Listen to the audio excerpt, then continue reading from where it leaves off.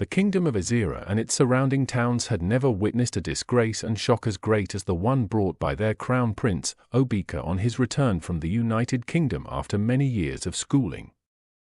Since that day, the kingdom has not known peace. What was meant to be a joyful homecoming, a celebration of the future king's return, instead brought broken hopes and tragedy. Ezira was a land steeped in ancient customs and proud traditions. Nestled between rolling hills and a winding river that fed its farms, the kingdom thrived on the rhythms of nature and the wisdom of its ancestors. The marketplace was alive with vibrant colors, women wrapped in colorful fabrics. Men dressed in traditional Igbo wares embroidered with golden thread. Children laughed and ran barefoot over the warm red earth. Prince Obika was born into great expectations. His father, King Obuzo, was no ordinary ruler. He had studied electrical engineering on a national scholarship at one of the top universities in Sweden. After earning his degree, he joined the Nigerian army and retired with the rank of a general. King Obuzo understood the importance of Western education and discipline. He wanted the best of it for his son. His wife, Naka, a dedicated secondary school teacher in their hometown, agreed with him. Together, they sent Obika to the United Kingdom to study, believing this would prepare him to be a modern king.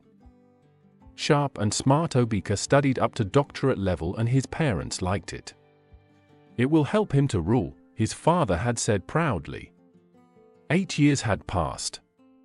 Obika had gotten the education his father dreamed of: degrees, exposure, refinement. He was about to return to learn the traditional ways of kingship, how to sit in council with elders, how to listen before speaking, how to carry the spirit of the land in his heart. It was time. The people had waited long. The kingdom and the palace prepared for the day. The day that would be written in history. From the early morning, palace workers moved like ants. More staff had been recruited temporarily to help ease the work of the day. Palm fronds were tied to every gatepost. Dr. Obika, the crown prince of Ezira, was coming home. Goats and cows bleated in corners, unaware they would serve as meat. Women cleaned the palace floors with soap and water. Musicians tuned their drums. Young boys rehearsed the warrior dance with spears carved from wood. Queen Neka supervised everything, her calm voice cutting through the air like a flute. She had waited for this day. Ezira was no ordinary place. It was one of the oldest kingdoms in the East. A land where ancestors were buried under the floors of homes and every tree had a name. Tradition meant everything. A prince did not just belong to a family.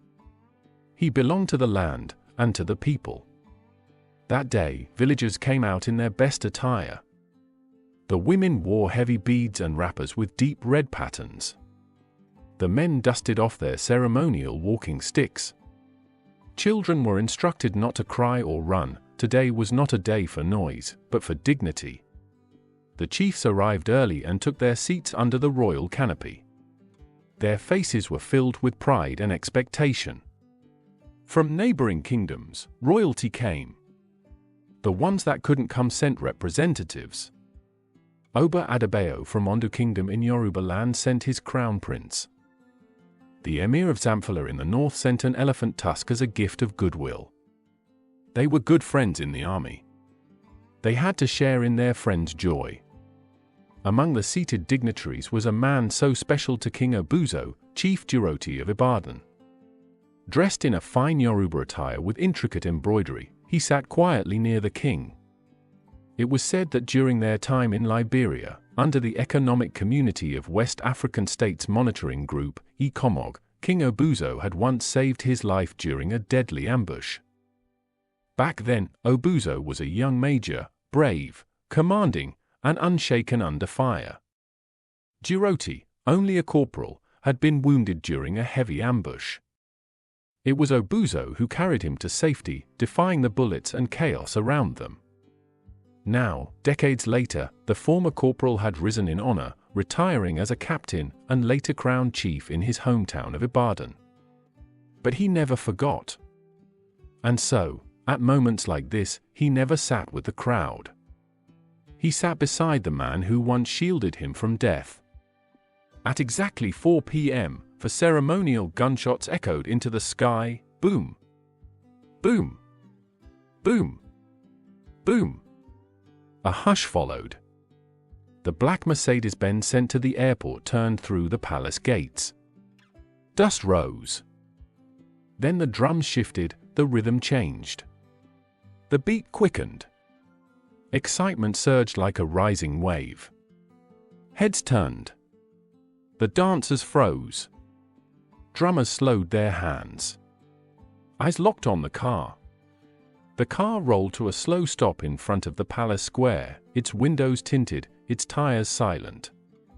Every pair of eyes turned. Drums stuttered. A little girl holding a calabash of kola nut nearly dropped it. The door opened, and Prince Obika stepped out. He looked regal, tall, confident, dressed in a finely tailored white kaftan with golden embroidery. Around his neck were coral beads, and his hair was neatly braided, a nod to diasporic fashion. A cheer rose from the crowd, then softened as Obika moved around and opened the second car door. Another figure stepped out, tall, poised, and unmistakably male but dressed in women's clothing. He wore a flowing lavender gown that shimmered in the sunlight. His face was clean-shaven, his jawline sharp, and small gold loops adorned his ears. Painted nails, confident eyes, and a calm smile spoke of someone unshaken by stares. Obika smiled, held the man gently, and gave him a soft peck on the cheek. The drums slowed down. One talking drum gave a confused tap, then silence. The rhythm was broken. The dancers froze completely. Some guests exchanged uneasy glances. The Queen's eyes blinked rapidly, her smile now frozen.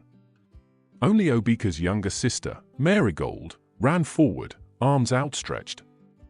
"Obika!" She screamed joyfully, hugging him.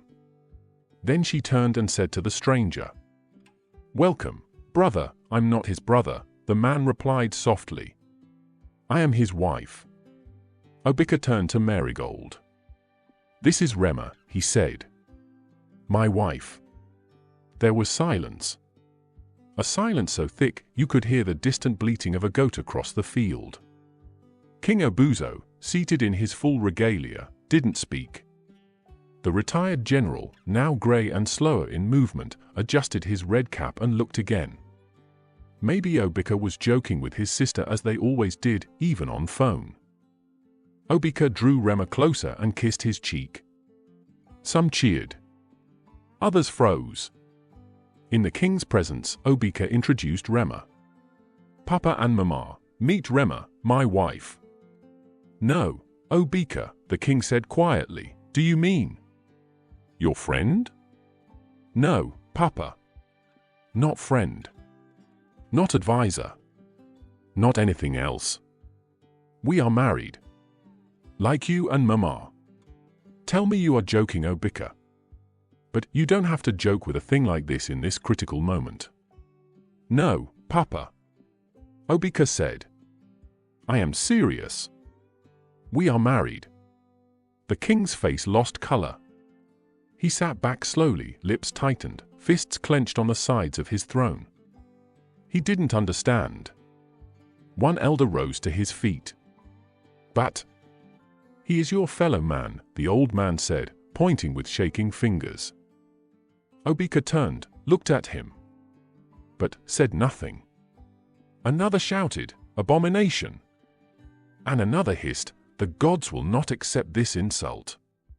Some of the villagers began walking away. Others stood in stunned disbelief. The drummers packed their instruments. Rema looked down, trying to remain composed. The queen rose and held her husband's hand. Their daughter, tears now in her eyes, whispered something into her mother's ear. But the king remained still. Then, in a strong, soldier's voice, he said, "Let the guests be fed. The ceremony will go on. We do not discuss madness in public."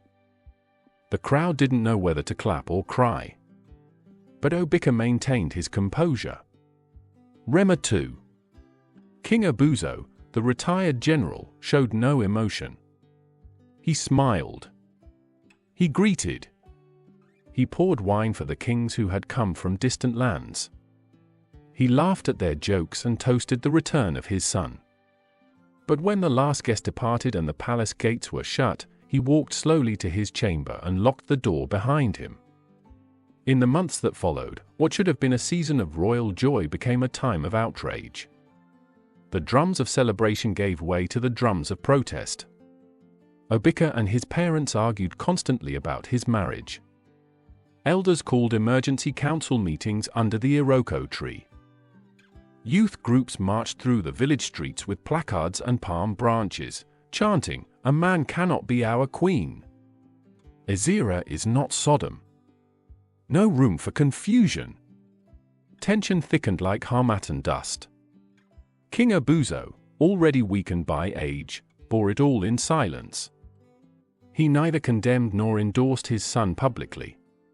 He sat on his throne like a tired lion, watching the kingdom that once adored him now boil with division. Then came the final blow. In one heated meeting, the king, his chiefs, and the royal family confronted Obika. "Send that man back to where you brought him from," one elder thundered. "You either choose the throne or your shame," another added. Obika said nothing. That night, he packed his things, took Rema by the hand, and quietly returned to the UK. The kingdom of Ezira was still unsettled. The debates hadn't ended.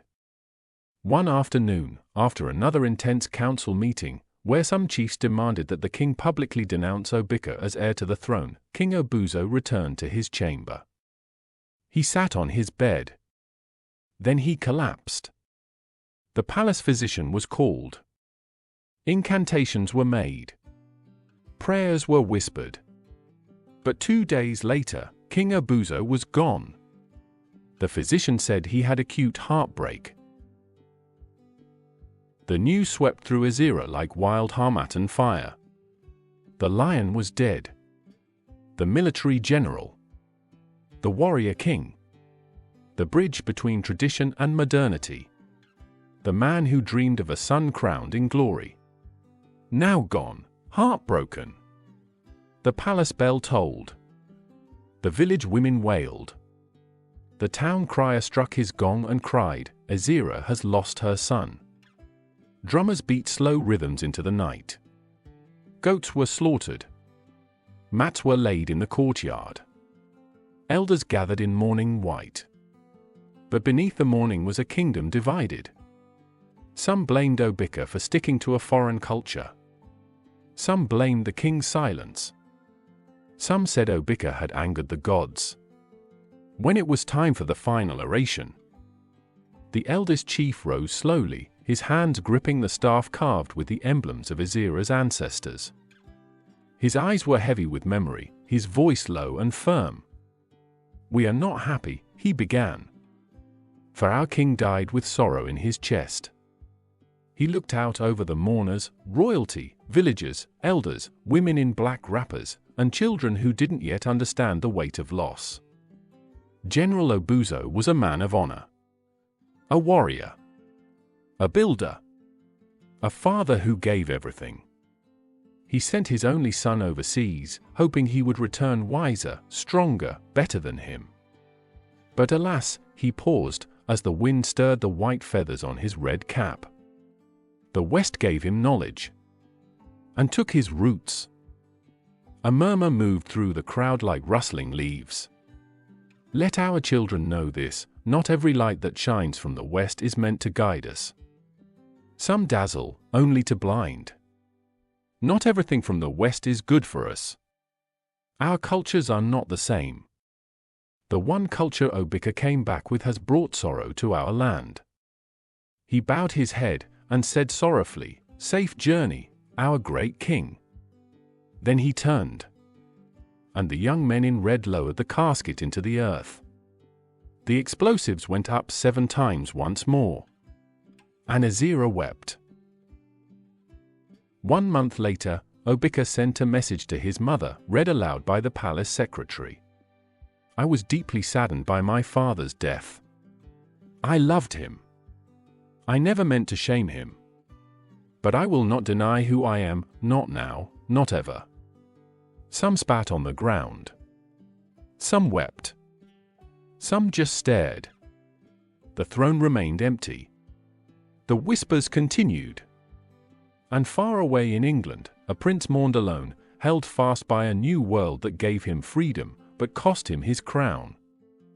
Thanks for watching. What do you think about Obika's decision? Was he brave, or did he betray his people? Don't forget to like, share, and subscribe for more bold African stories that speak truth.